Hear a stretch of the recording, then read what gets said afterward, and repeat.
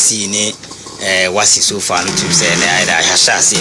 na kwa remember say me tama na me kotwere me BC no senior manson sia na to manson atwere eduru baabi no je ankase yeso ankonwa yeso ankonwa na wonu that time no ka kora no ekura na se no na se bi o ka anye regular de wo ho ye wo bom kwa bi from ensia na wa turua tu atwere ana eja ye mate nyina so enkonwa ne ade a na ye de koye enti no utimi se den town de utimi se na in fact ye wo kura se ne de na ye mfa ne ma easy kura na me ye ni se ya na utimi se ayi bia besi mitiri me komanso ankam sesia ade bia na me fi se dache bi mo wuska ho no obetimi ayi bi ni se ese manso ankam guy bi wo ye frɛ no omega 1 senior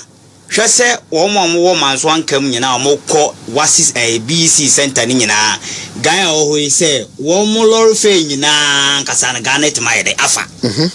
me bibi se na me ye de me pe den time ye nya sa opportunity obi a ebia nka kwan etwa ye tentene stress e wo mu nyina na ebia ka yanye de ye nya but yaudila de wo so no de wo be fa to no so se nkura no in and out nyina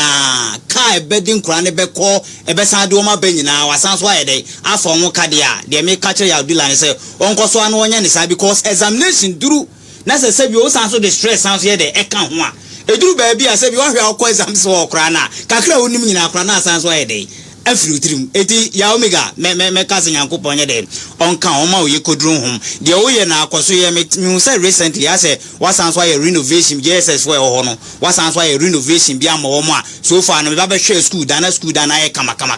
koso ana ye ne sa se be ya bibia nkasa no be ko ye manso anka nyina so no mo so fam support nye de ma omega se be ya bibia betima ye kama na sine ye ko enu ma kwa remember say BC ye time no ye twa registration fee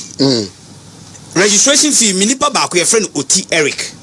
due to that into wentimi anyede ni anyede enwie just because of registration fee and obetia into wentimi ni anyede enwie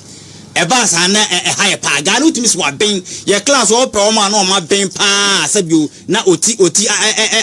Isaac ye de e kan ho bi by the end of the day no Ghana timi anyede enwie street simply because registration ni ma papa entimi anyede enye ska anyede entia eti ebasa na ha me pass madam for what be say pa disabio ne mam ne papa ntimi anya registration fee amane nti wantimi anya dey ene yankwa nkotwere exam si na senior me sanso decide we ko SSA akwa remember say dey ye adwuma wo SSA na unu exams eduru so say no wo mo de kan debtors list ye dinamu ya the debtors list namu senior wo mo de kan nyina ye hwe kwakuma no de kase ne ya adwoto ato eduru ba bi administrative ni ade ni nyina na yi teacher ni ba ko ne ne den oni okuta ba na odi namu obekọ class to class no namu na ne wa aguna sector e bi otimi so pam akora bi timi ma ne betena abonten o senior aka be one na ame etimi awie nso he no yes akora nya de enkom no nkwanko kire na exams no if I do baby na etimi ya me ya to the sense exams infancy e be 2 hours 30 minutes na e kire ya ma akora na ba begina bonten almost be 1 hour 30 minutes na 1 hour na aka ne de akora no paade no ma o de wo ba be but time be to go say onu say o ko kire BC ni wasina registration fee nya na dan kwa kufu ado adaroma say ni nyina e free unlike fair panel do baby about registration no they say BC registration a free wasi registration ni nyina e free nti ana de I think say they abasobo de kase ma aban no aban na ya de papa because simple registration no obitimi anwie school a na nyame ya adom ne sana na dan kwa kufu ado free SHS aba na upon free SHS no de aba ni nyina no wasi registration fee a so far yes so de kwa trace hours ni BC no wafa yes e bo aban na baso aban na ayade we bi na edu ba bi ayehwe because Ghana how we surveyor o hwe wo ahiafo ma na asabi o mo ye dey o mo dosun papa obi betimi akọ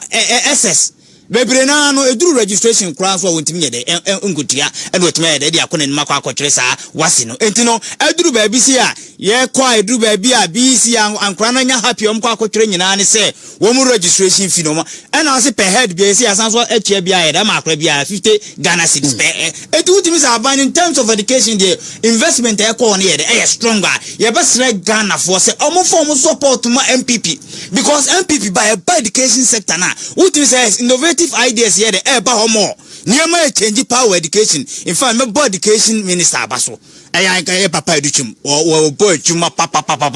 ɛkwan fa so fa ototo niema wo education sector no kama nansi am se me call Mansun Kwanta. Na Mansun Kwanta senior to the standard say nkra no fair pa na say o kan account drama say whatever na nkra be yi drama at the end of the day they were always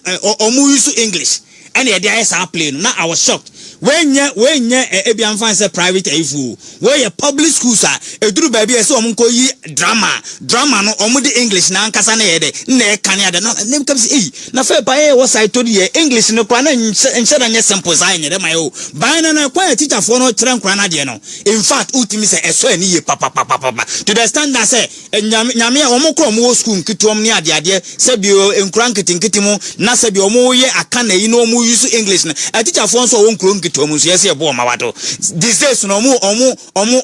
niam outimi so omo kire nkwa no unique papa eti no nkwa no du ba bia ye bo aban na baso nyina no so no ne e bo teacher fo abaso because nanse me call baby na me to classroom bi pa teacher ni bi tiase outimi so wo kire nkwa dia in fact me kwa na eduru bebe na me sia yede afin ba poni nyina mu no eduru bebe a teacher fo no omo mani nyina nya de emu omo bam eduru bebe aban na ebo omo moden no na teacher fo so na yeso ye bo omo baso because BC aye kan nyina no se wan hia teacher ni eduru bebe a fana de ni kura no obetimi akochi uyiye ni ade a wa ben so kura obeduru wono kura na eduru bebe a o panike ama niam wo tirim nya yede afrim eti teacher fo so far ultimi se enkro kwa akotire exams omo ta omo chi ni ade ni nyina no ye sire nyankopon so obeshira teacher fo Ghana nyina no omo ma hoden da bia na ye ka se o teacher for de o market osoro ye besra pa no se de ma bia se o ye ma teacher for na omo je o market ya wasase su bia no eduru ba bia o hwe no onye de onye ni sa no oye ni sa no oye ni se betimi aboa because da bia teacher ni akatia osoro no sa de no se twam na eduru ba bia o nyina asase so do nyina asase so betimi aboa senia onye ba me da say I think say me life is a testimony. So me share baby a me free pa ni me fair mu after JHS me call secondary school papa bi a utua me registration fee form 3SS papa no we free mu na papa tia so na ye ne chia me adanse bojesa ngo sa ta na regent ohina na ohwe ho papa na ne chia me timba pe free mu na me duru form 3 na ye tre SSC na minye secondary registration fee. I was brilliant, but sikenifi wa hwe dia me afemu ansa na maduru SSA na afem duru form 3 na afi registration fee form 3 SS and so akoye problem nti me ma me catch me ma me na me ma me disun ko papa ne ho ti me ohana papa ni 2 ni wo classroom no school musia de na papa ni 2 na akora ba kuma na ba obo ase Christ the King secondary school the man headmaster say hwehwe me koye na ose papa